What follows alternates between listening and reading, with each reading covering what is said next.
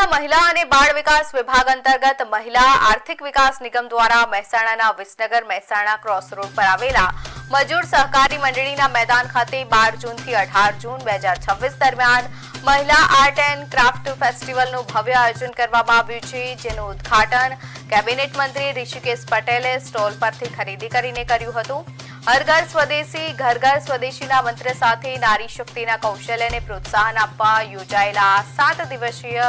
હસ્તકલા મેળામાં રાજ્યભરના 50 મહિલા કારીગરો ભાગ લઈ રહ્યા છે,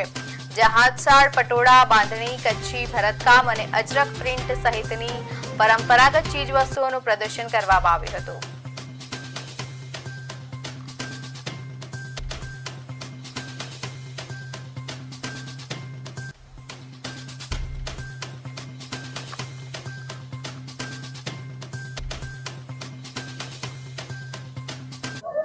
ગુજરાતની ઉદ્યમી મહિલા સાહસિકો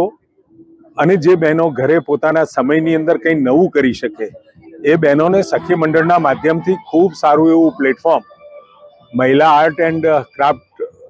ફેસ્ટિવલ દ્વારા જુદી જુદા જિલ્લાઓમાંથી આ બહેનોને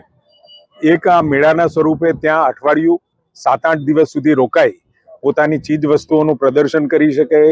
ત્યાં વેચાણ પણ કરી શકે અને સાથે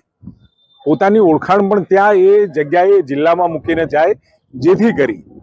વખતના સમયમાં કોઈને કોઈ વસ્તુ ગમી હોય તો ત્યાંથી એ નંબર ઉપરથી પણ લઈ શકે અને બહેનોને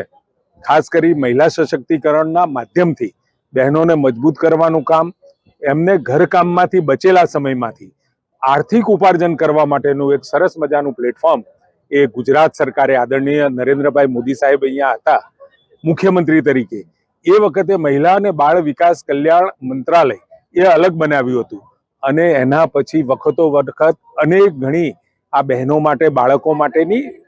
નવી એક્ટિવિટી અને એમાં મહિલાઓને સશક્ત કરવા માટે સખી મંડળના માધ્યમથી ખૂબ મોટા વ્યાપક સ્વરૂપમાં ગુજરાતમાં અભિયાન સ્વરૂપે, એક આંદોલન સ્વરૂપે આ કામ થઈ રહ્યું છે। ગુજરાતની ઉદ્યમી મહિલા સાહસિકો અને જે બહેનો ઘરે પોતાના સમયની અંદર કંઈ નવું કરી શકે એ બહેનોને સખી મંડળના માધ્યમથી ખૂબ સારું એવું પ્લેટફોર્મ મહિલા આર્ટ એન્ડ ક્રાફ્ટ